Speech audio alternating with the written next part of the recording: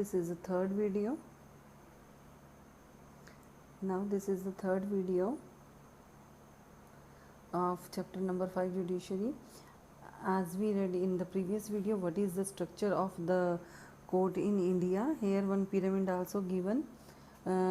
According to the pyramid, that first level is the Supreme Court, and the second level is the High Court, and third level is district level. There are three stages that we can say that three type of the courts are there.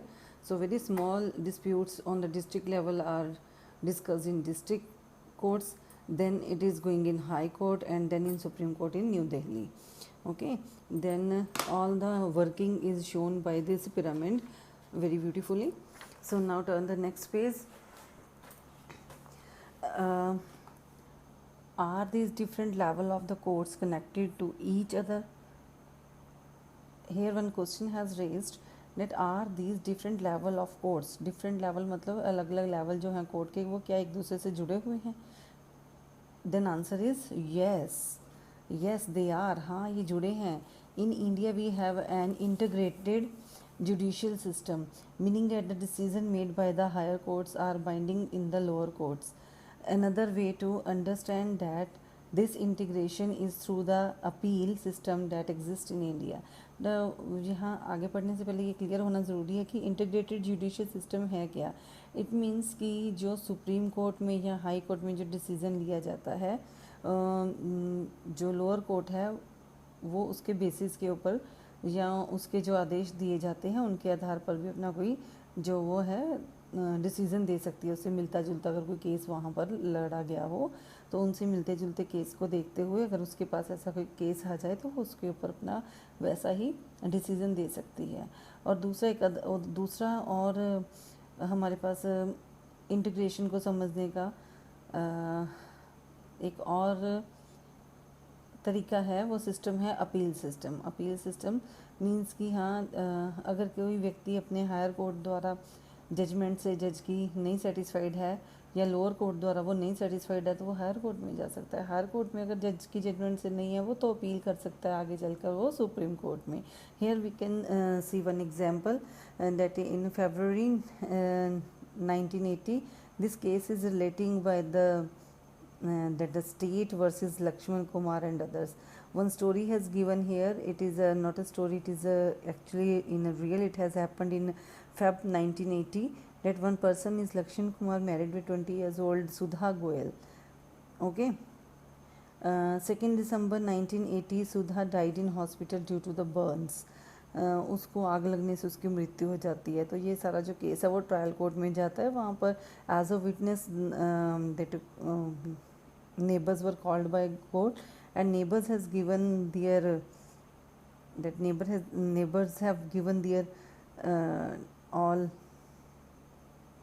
all whatever they have seen, that they heard the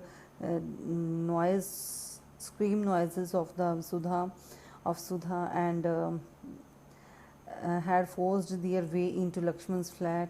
When they went there, they have seen that her sari in flames. They immediately wrapping Sudha in guinea bag or a blanket. Sudha told them that her mother-in-law Shakuntala had poured kerosene oil. उसकी सासू माँ ने जो mother-in-law उन्होंने उसके ऊपर kerosene तेल डाला और हस्बैंड लक्ष्मण ने उनको fire the. During the trial, members of the Sudha family, Sudha's family and the neighbors stated that Sudha had been subjected to torture by her in laws. तो फिर उनकी फैमिली और उनके नेबर्स ने बताया कि हाँ वो उनके द्वारा टॉर्चर की जाती थी, उनसे डोरी मांगते थे, उसको बहुत प्रताड़ित किया जाता था.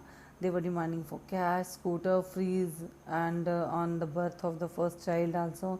So as a part of their defense, Lakshman and his mother stated that Sudha's sari had accidentally caught fire while she was heating milk. लेकिन अपने डिफेंस में सुधा की जो मदर इन लॉ है वो और उसके जो पति हैं लक्ष्मण कुमार, वो क्या बोलते हैं, वो बोलते हैं कि नहीं, सुधा की जो साड़ी है वो एक्सीडेंटली जल गई थी जब वो दूध गर्म कर रही थी. और लेकिन ट्रायल कोर्ट ने क्या किया, ट्रायल कोर्ट ने mother in law Shakuntala, her brother in law, उसके देवर को और सुभाष चंद्र, इन सबको क्या किया उन्होंने sentenced all 3 of them to death, इन सबको डेथ का वो जो है सेंटेंस दे दी, सज़ा दे दी गई. लेकिन in November 1983 what was happened again that Lakshman Kumar and his family they all appeal to high court that their verdict is not right by the trial court. जो ट्रायल कोर्ट ने उनके लिए तो वर्डिक्ट किया वो सही नहीं है.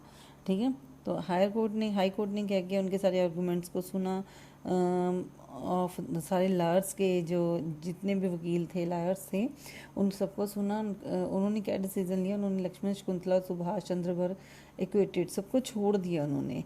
क्योंकि जो उनके पास सारे सबूत आए थे उनके अकॉर्डिंग जो था वो एक एक्सीडेंटल फायर थी जिसमें सुधा की जान चलेगी.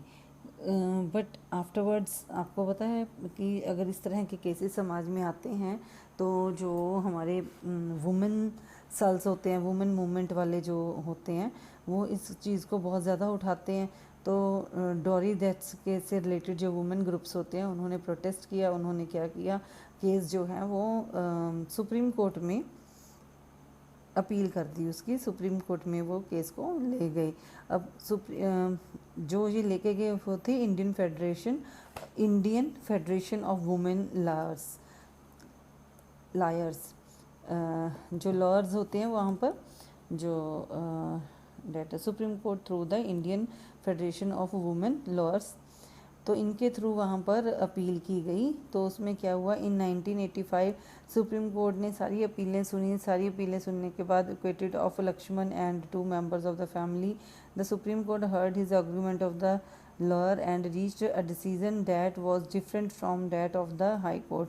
तो they found Lakshman and his mother guilty but acquitted the brother in law. तो ब्रदर इन लॉ सुभाष को उनको छोड़ दिया गया क्योंकि उसके खिलाफ उनको कोई सबूत नहीं मिला और उनको उम्र कैद की सज़ा, प्रिजन फॉर लाइफ उनको उम्र कैद की सज़ा जो थी वो दे दी गई. ठीक है, तो यहाँ पर हाफ चैप्टर आपका ख़त्म हो जाता है. Now turn next page. तो now the our next topic is what are the different branches of the legal system that we will read in the next video.